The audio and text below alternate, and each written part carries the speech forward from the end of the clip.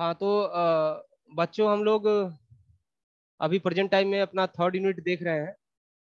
और third unit में हम लोगों ने अभी तक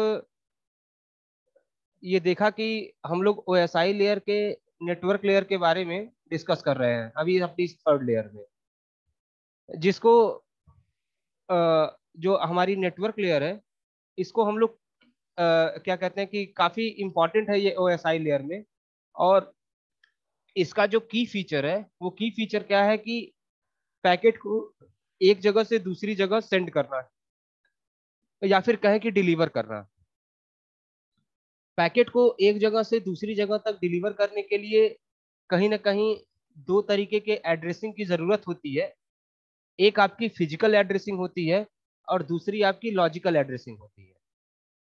तो फिजिकल एड्रेसिंग की अगर हम बात करें तो मैक एड्रेस के बारे में हम लोगों ने पीछे डिस्कस किया है। अभी हम लोग प्रेजेंट टाइम में लॉजिकल एड्रेसिंग को देख रहे थे, जिसको हम आईपी कहते हैं, और जिसको दो पार्ट में डिवाइड किया गया है। एक आपका आईपी वर्जन 4 और दूसरा आपका आईपी वर्जन 6। ये नीचे आपको फिगर में दिख रहा होगा। मैं पहले भी बता चुका हूं कि आपका जो आईपी वर्जन 6 है वो लॉन्ग नेटवर्क के लिए यूज किया जाता है, लार्ज नेटवर्क के लिए, लार्ज स्केल मतलब काफी बड़े नेटवर्क के लिए यूज किया जाता है। और आईपी वर्जन 4 भी हम कहें कि बड़े नेटवर्क के लिए यूज करते हैं, लेकिन उतने बड़े नेटवर्क के लिए नहीं यूज करते जिस नेटवर्क को आईपी वर्जन 6 यूज करता है या कर सकता है। पब्लिक आईपी और प्राइवेट आईपी, आईपी वर्जन 4 में ये दो तरीके की आईपी होती है, एक आपकी पब्लिक आईपी होती है और दूसरी आपकी प्राइवेट आईपी होती है। ठीक है।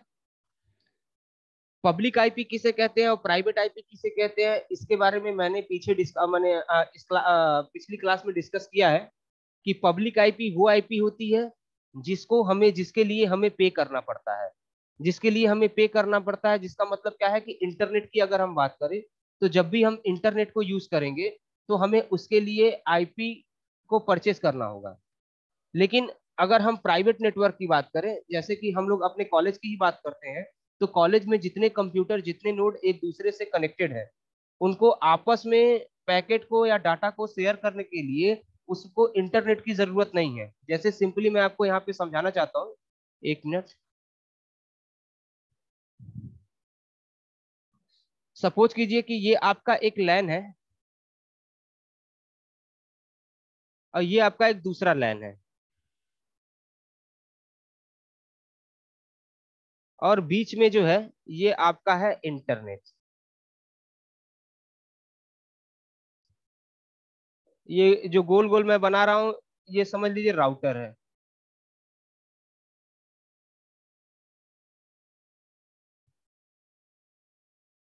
और ये आपका जो है वो क्या है, इंटरनेट।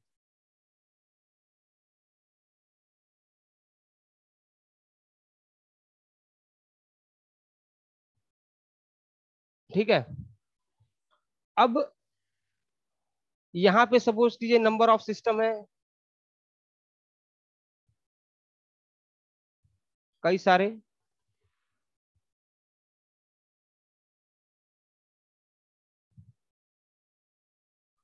और यहाँ पे भी कई सारे नंबर ऑफ सिस्टम है। मैं ये जो ब्लॉक बना रहा हूँ इसका मतलब आपके कंप्यूटर्स हैं, नोड्स हैं।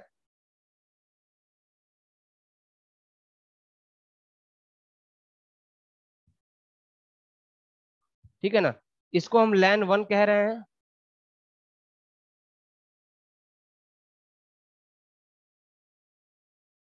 जो कि ये समझ लीजिए कि ये बीआईटी का ही नेटवर्क कह लीजिए इसको। और ये अगर आपका लैन 2 है तो सपोज कीजिए ये के आई पी एम का हो गया।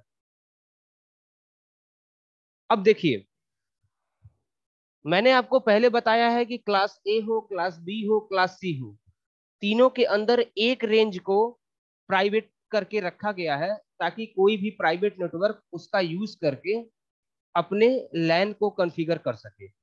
जैसे कि 170, सॉरी, क्लास ए की बात करें तो 10 वाली रेंज जो थी, क्लास बी की बात करें तो 172 वाली रेंज थी, और क्लास सी की बात करें तो 192 वाली रेंज थी, जो हम लोगों ने नीचे डिस्कस किया था अपने प्रीवियस लेक्चर में।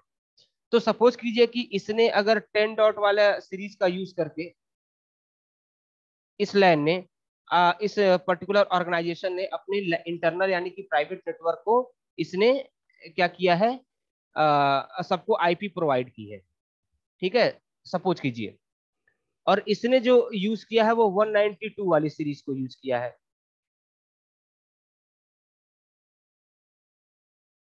ठीक है, अब होगा क्या, अब हम ये जो है आपका, ये आपका प्राइवेट नेटवर्क है, ये भी प्राइवेट नेटवर्क है, और आपका ये भी प्राइवेट नेटवर्क है।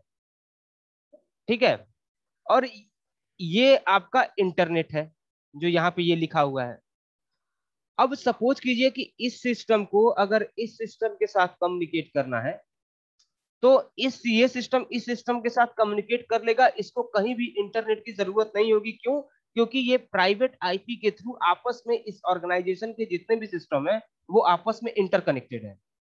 ठीक है ना, यानी कि अगर हम इसकी बात करें, इसको 10.1 दिया है तो इसको 10.2 दे सकते हैं, 3 4 5 6 7 इस तरीके से, और इसको 192.0.0.1 दिया है सपोज कीजिए, तो इसको 2 3 4 5 6 इस तरीके से हम दे सकते हैं। तो इनको इस पर्टिकुलर एक ऑर्गेनाइजेशन के अंदर के एक कंप्यूटर को अपने उसी ऑर्गेनाइजेशन के किसी दूसरे सिस्टम के साथ अगर कम्युनिकेशन करना है, तो वहां पे वो क्या करेगा कि सिंपली जो है विदाउट इंटरनेट के वो डाटा को शेयर कर सकता है। क्योंकि हम लोग शेयर का ऑप्शन होता है कि किसी भी फोल्डर को अगर हम शेयर कर दें तो दूसरे सिस्टम से जो कि उस पर्टिकुलर लैन में है, तो हम उसको एक्सेस कर सकते हैं। लेकिन अगर हम बात करें उसी तरीके से सेम यहाँ का ये भी जो नेटवर्क है, ये भी अपने सिस्टम में अपने नेटवर्क में आपस में कम्युनिकेशन कर सकता है। लेकिन वहीं अगर हम बात करें कि अब इसको अगर इससे कम्युनिकेट करने की जरूरत पड़ी, या फिर इसको अगर इससे कम्युनिकेट करने की जरूरत पड़ी, तब ये क्या हो गया कि ये बाहर का नेटवर्क हो गया। यानी अब इसको के आईपीएम के नेटवर्क को बीआईटी के नेटवर्क के साथ कम्युनिकेट करना है, तो ये दोनों तो आपस में लैन के थ्रू कनेक्टेड नहीं है। तो यहाँ पे अब हमें इंटरनेट की जरूरत है, जिसको हम यानी अब इंटरनेट देगा कौन हमें, तो इंटरनेट हमें प्रोवाइड करता है आईएसपी, इंटरनेट सर्विस प्रोवाइडर। ठीक है ना, तो अब आईएसपी से ये इसको भी कनेक्शन लेना पड़ेगा और आईएसपी से इसको भी कनेक्शन लेना पड़ेगा।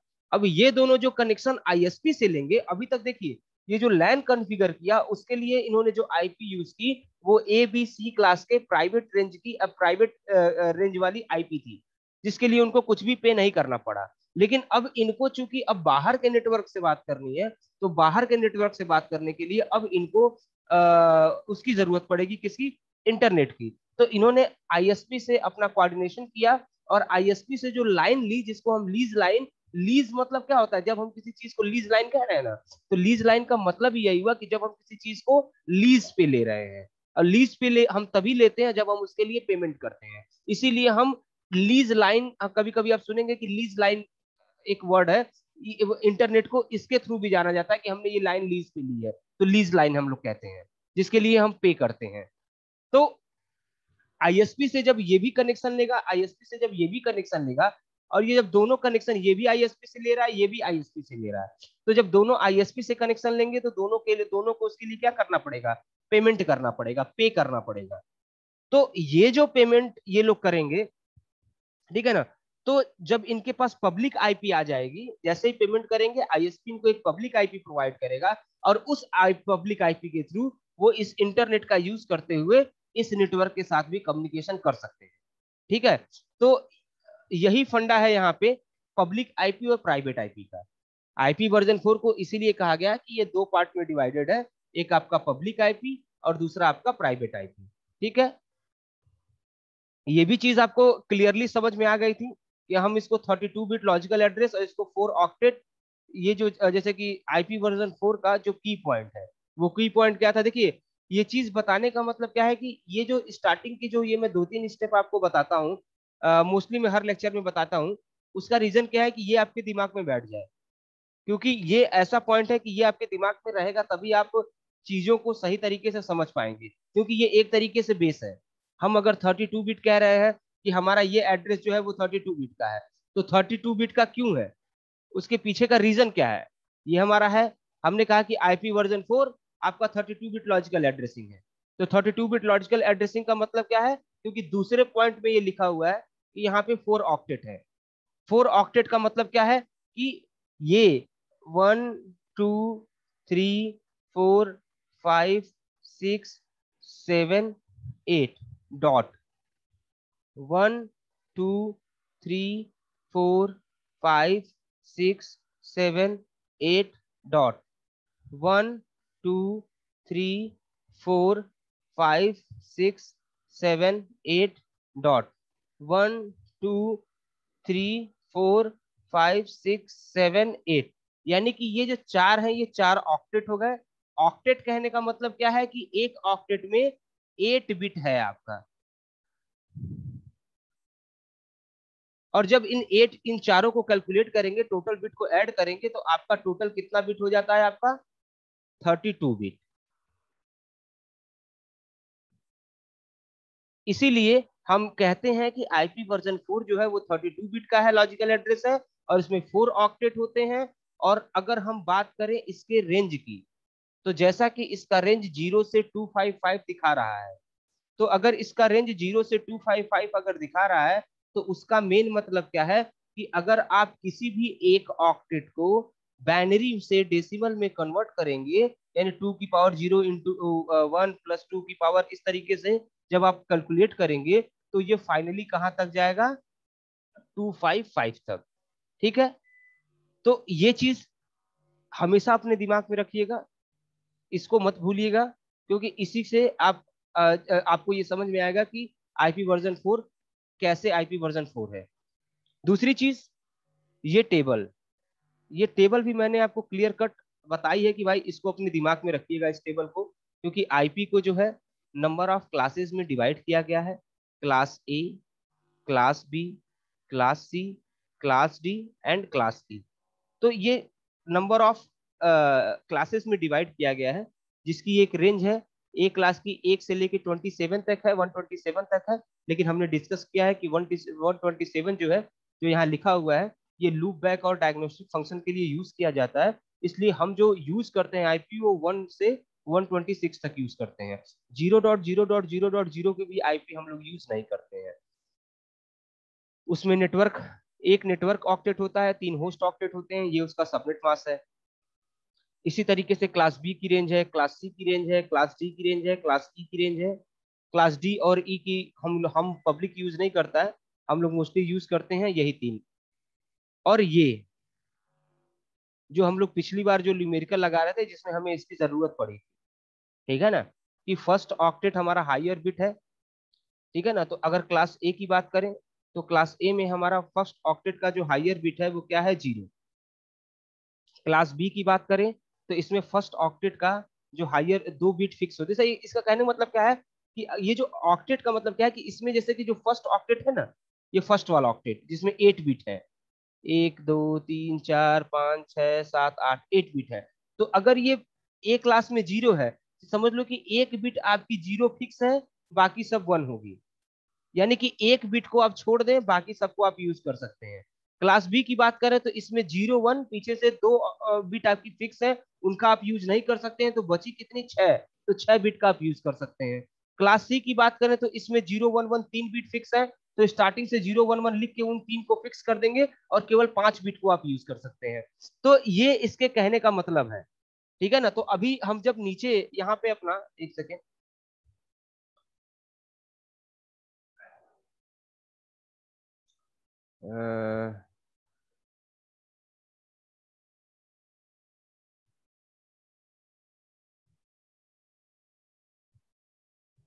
हाँ, हम लोग जब प्रीवियस लेक्चर में ये देख रहे थे, कर रहे थे, तो हमें पता था ना कि द नेटवर्क, हमें क्वेश्चन में दिया हुआ था क्या, कि हमें क्या क्या क्या फाइंड करना है। अगर हमें नेटवर्क आईडी फाइंड करनी है, तो नेटवर्क आईडी अगर फाइंड करनी है, तो क्लास बी को अगर हम लेते हैं, तो हमें पता है कि दो नेटवर्क ऑक्टेट होते हैं और 2 होस्ट ऑक्टेट होते हैं। तो अगर नेटवर्क ऑक्टेट की हम बात करें, तो नेटवर्क ऑक्टेट में जैसा कि हमको दिख रहा है कि क्लास बी में 0 1 2 बिट फिक्स होती है, तो यहाँ पे 8 है, यहाँ पे 8 है, यहाँ पे 0 1 फिक्स है, तो बचा कितना? 6। 6 और 8 कितना हुआ? 14। तो 14 बिट को ही केवल हम नेटवर्क आईडी के रूप में यूज कर सकते हैं, बाकी को हम यूज नहीं कर सकते। इसीलिए देखिए, जब नेटवर्क आईडी को कैलकुलेट किया गया है, तो 2 की पावर 14 किया गया है, जबकि होना चाहिए 16। लेकिन क्लास बी में चूंकि पहली दो ऑक्टेट की फर्स्ट ऑक्टेट की दो बिट जो है 0 1 फिक्स होती है, तो उसको छोड़ के बची कितनी आपकी 6 बिट, तो उस 6 बिट को ही ऐड करेंगे, और दूसरे वाले नेटवर्क में 8 बिट है तो उसमें 8 पूरा ऐड करेंगे, तो आपका टोटल 14 हो रहा है। तो 2 की पावर जब हम 14 कर रहे हैं तो ये आपका आंसर निकल के आ रहा है। इसी तरीके से अगर हम क्लास सी की बात करें, तो क्लास सी में देखिए 3 बिट आपकी फिक्स है, तो यहाँ पे 8 है, तो 3 फिक्स हो जाएंगी तो 5 बचेगा। यहाँ पे 8, यहाँ पे 8, यानी 8 8 16 और 16 5 21। तो यहाँ देखिए जब भी नेटवर्क आईडी हम यहाँ पे कैलकुलेट किया है हमने सी क्लास में, तो 2 की पावर 21 किया है, जबकि 24 होना चाहिए। लेकिन 24 किस लिए नहीं है, क्योंकि 3 बिट जो है 0 1 1 ये फिक्स है, इसलिए हम इसका यूज नहीं करते, इसलिए फर्स्ट ऑक्टेट में केवल हमको 5 बिट मिला, और बाकी के दो यानी 8 8 बिट तो 21, तो इसीलिए हमने 2 की पावर 21 किया और इसको कैलकुलेट किया, तो ये आपका नेटवर्क आईडी आ गया। होस्ट आईडी ये दो बचा, एक सिंगल यहाँ पे होस्ट है जिसमें 8 बिट है, तो हमने 2 की पावर 8 किया, प्लस -1 इसके साथ ऐड किया, -1 कह रहा हूं मैं, -2 इसके साथ हमने ऐड किया। -2 क्यों ऐड किया, उसका रीजन क्या था, क्योंकि मैंने अभी आपको बताया कि अगर, एक सेकेंड,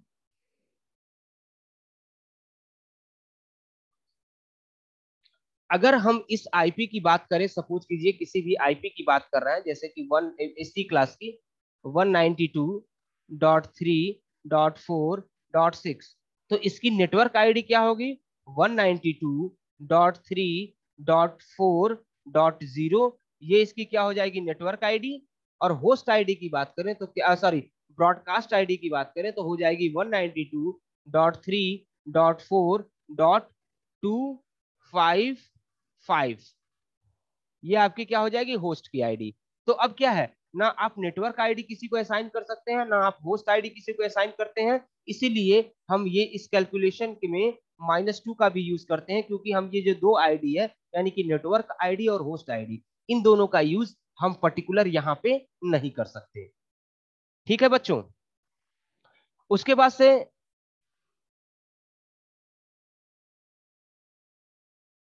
एक सेकेंड,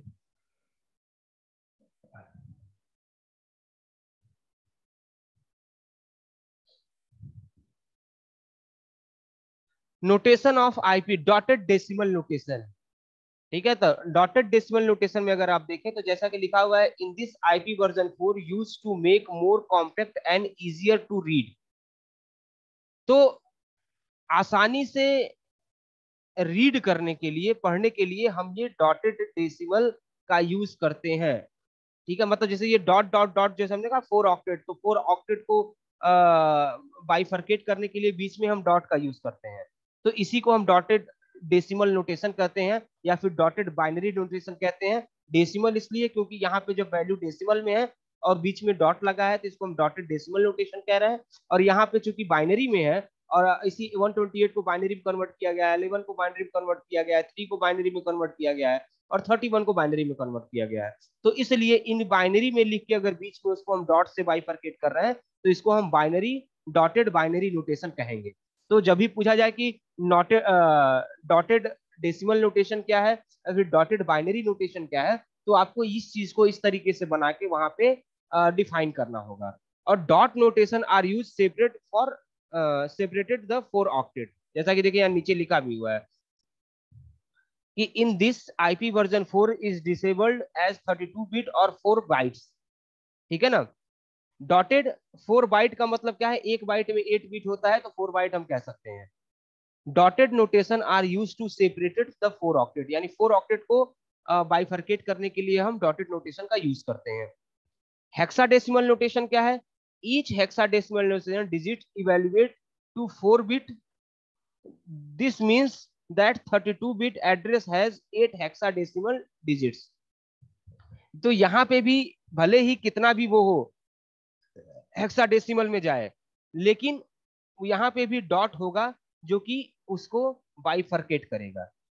तो कहने का मतलब क्या है कि अगर हम डॉटेड की बात करें तो डॉटेड का यूज हम किस लिए कर रहे हैं, डॉटेड का यूज हम इसलिए कर रहे हैं, डॉटेड नोटेशन का, अगर हम डॉटेड नोटेशन की बात करें तो डॉटेड नोटेशन का यूज क्या है, बाइनरी आईपी को के बीच को बाइफरकेट करने के लिए हम डॉटेड नोटेशन का यूज करते हैं। डेसिमल नोटेशन है डॉटेड तो इस तरीके से लिखा जाएगा, और डॉटेड बाइनरी नोटेशन है तो उसको हम इस तरीके से लिखेंगे। ठीक है बच्चों। उसके बाद से सबनेटिंग की बात आती है। सबनेटिंग जो है हम आपको बाद में डिस्कस करेंगे। सबनेटिंग के बारे में हम आपको, कल ट्यूट है आपका, वेडनेसडे को हम सबनेटिंग के बारे में डिस्कस करेंगे। और आज जो है एक लास्ट टॉपिक हम लोग और डिस्कस कर लेते हैं, जिसको हम कह रहे हैं रिजर्व एड्रेस रिजोल्यूशन प्रोटोकॉल, यानी RARP। तो अभी तक हम लोग ARP के बारे में क्या जानते थे? ARP के बारे में हम लोग ये जानते थे कि जो एड्रेस रिजोल्यूशन प्रोटोकॉल है उसका मेन काम क्या है कि वो फिजिकल एड्रेस से आईपी एड्रेस से फिजिकल एड्रेस को मैप कर रहा था। ठीक है ना। अब जो रिवर्स है, तो रिवर्स आप समझ रहे हैं कि तब ये उल्टा काम करेगा। यानी ARP यानी एड्रेस रिजोल्यूशन प्रोटोकॉल का काम क्या था? फिजिकल एड्रेस से मैक एड्रेस को मैच करना। और इसका काम क्या होगा कि मैक एड्रेस से फिजिकल एड्रेस को मैप करना। ठीक है। जैसा कि आप यहाँ देख रहे हैं कि फिजिकल एड्रेस अगर 12 है तो लॉजिकल एड्रेस वो उसका आइडेंटिफाई करेगा। मतलब देखिए प्रोटोकॉल सेम वैसे ही काम करता है जैसे ARP। जैसे कि मैं अगर आपको यहाँ दिखाना चाहूँ, ARP पे अगर हम चलें,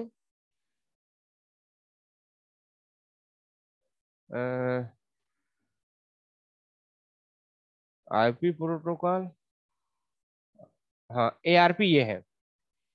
फॉर्मेट उसका यही होगा। पहले में क्या होता था कि सेंडर का हार्डवेयर एड्रेस, सेंडर का प्रोटोकॉल एड्रेस, टारगेट मशीन का प्रोटोकॉल एड्रेस आईपी एड्रेस होता था, हार्डवेयर एड्रेस नहीं होता था। लेकिन अब इसमें क्या होगा, टारगेट मशीन का हार्डवेयर एड्रेस होगा, प्रोटोकॉल एड्रेस नहीं होगा। तो वो हार्डवेयर एड्रेस के थ्रू भी प्रोटोकॉल एड्रेस को, आईपी एड्रेस को फाइंड कर सकता है। सिंपली क्या होता है, सेंडर ये फ्रेम सारे उस नोड को भेजेगा, जिस नोड का हार्डवेयर एड्रेस मैच करेगा वो उसको कैच करके उसमें आईपी एड्रेस फिल करके अपना भेज देगा। तो सेंडर को टारगेट मशीन का हार्डवेयर एड्रेस और आईपी एड्रेस दोनों आसानी से मिल जाएगा। ठीक है। तो अगर रिवर्स ARP के बारे में भी पूछा जाए तो आप लोग कंफ्यूज मत होइएगा, वहां पे ये चीज आप लिख देंगे तो आपका ये चीज करेक्ट मानी जाएगी। जैसे कि देखिए, एक सेकेंड,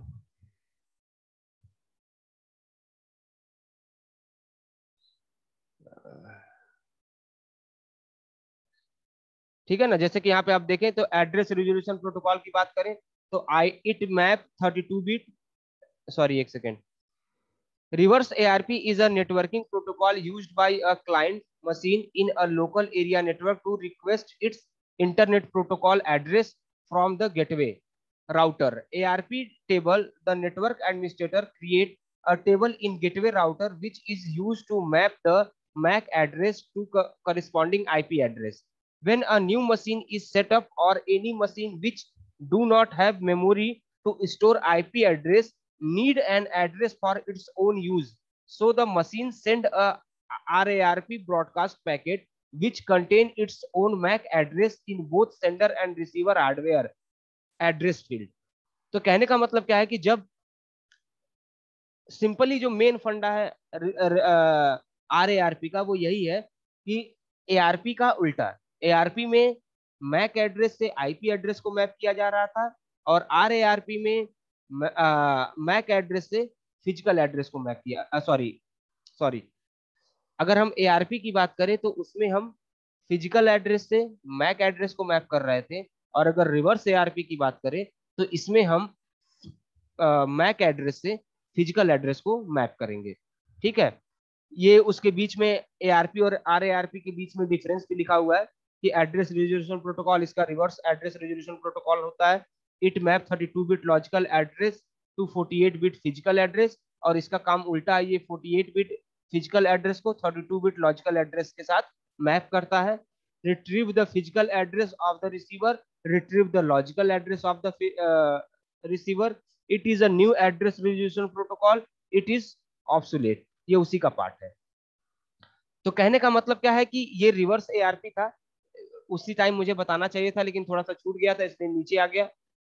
लास्ट में हम आईपी एड्रेस के बारे में देखें, सॉरी, अब हम इसके बाद सबनेटिंग के बारे में देखेंगे जो कि हमारा इस यूनिट का लास्ट लेक्चर होगा, और वो हम वेडनेसडे से शुरू करेंगे। कल आपका ट्यूट है, और मैं फिर से मैं यही कहना चाहूंगा कि क्यूट में वही एंटर करेगा जो बुद्धा की ईमेल आईडी से करेगा। उसके अलावा आप चिल्लाते रहेंगे, मैं मोबाइल स्विच ऑफ कर दूंगा।